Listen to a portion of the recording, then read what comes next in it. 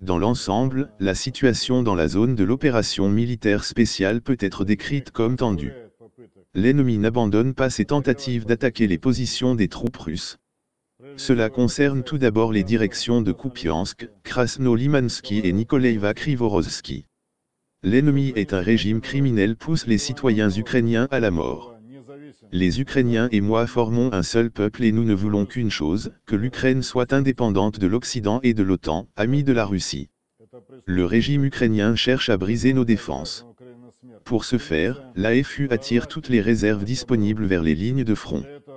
Il s'agit principalement de forces de défense territoriale qui n'ont pas été entièrement formées.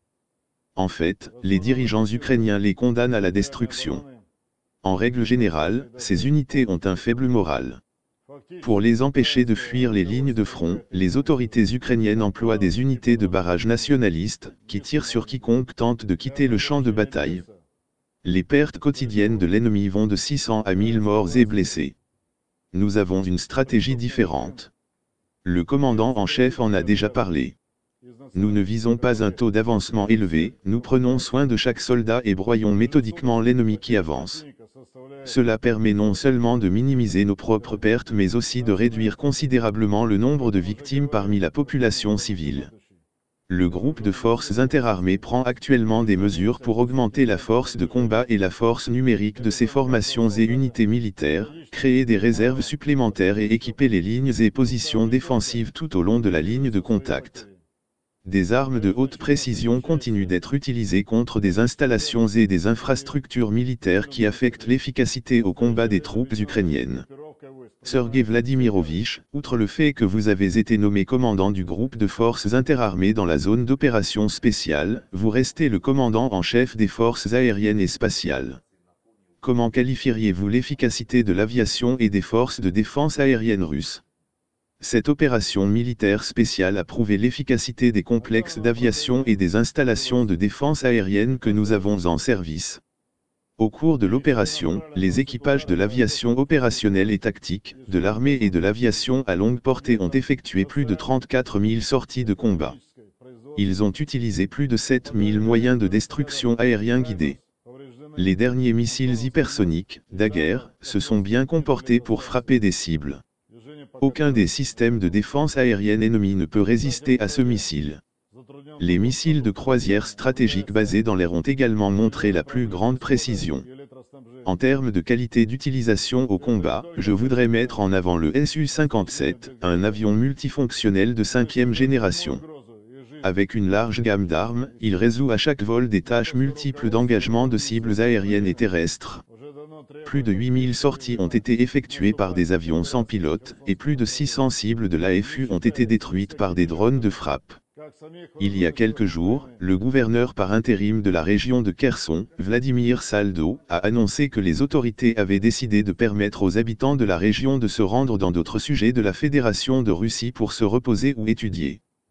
Tout d'abord, cela concerne la rive droite. Le chef de la région a déclaré que ces mesures avaient été prises pour assurer la sécurité des citoyens dans le contexte des bombardements croissants des forces armées ukrainiennes. Comment pouvez-vous commenter cette décision ? Il y a une situation difficile dans cette direction. L'ennemi vise délibérément les infrastructures et les bâtiments résidentiels de Kherson. Les tirs de roquettes HIMARS ont endommagé le pont Antonovski et le barrage de la centrale hydroélectrique Kakhovskaya, et le trafic a été interrompu. Par conséquent, les livraisons de nourriture sont difficiles dans la ville et il y a certains problèmes d'approvisionnement en eau et en électricité. Tout cela complique non seulement considérablement la vie des citadins, mais constitue également une menace directe pour leur vie. La direction de l'OTAN des forces armées ukrainiennes exige depuis longtemps du régime de Kiev des opérations offensives dans la direction de Kherson, sans compter les victimes à la fois dans les forces armées ukrainiennes elles-mêmes et parmi la population civile. Nous avons des données sur la possibilité que le régime de Kiev utilise des méthodes de guerre interdites dans la région de la ville de Kherson, sur la préparation par Kiev d'une frappe massive de missiles sur le barrage de la centrale hydroélectrique de Kakhovskaya, sur l'application d'une frappe massive de missiles et d'artillerie sur la ville sans discernement. Ces actions pourraient conduire à la destruction de l'infrastructure d'un grand centre industriel et à de lourdes pertes civiles. Dans ces conditions, notre priorité est de préserver la vie et la santé des civils. Par conséquent, tout d'abord, l'armée russe assurera le départ déjà annoncé de la population dans le cadre du programme de réinstallation en cours de préparation par le gouvernement russe. Nos plans et actions futurs concernant la ville même de Kherson dépendront de la situation militaire et tactique qui se développe. Je le répète, elle est déjà très difficile à ce jour.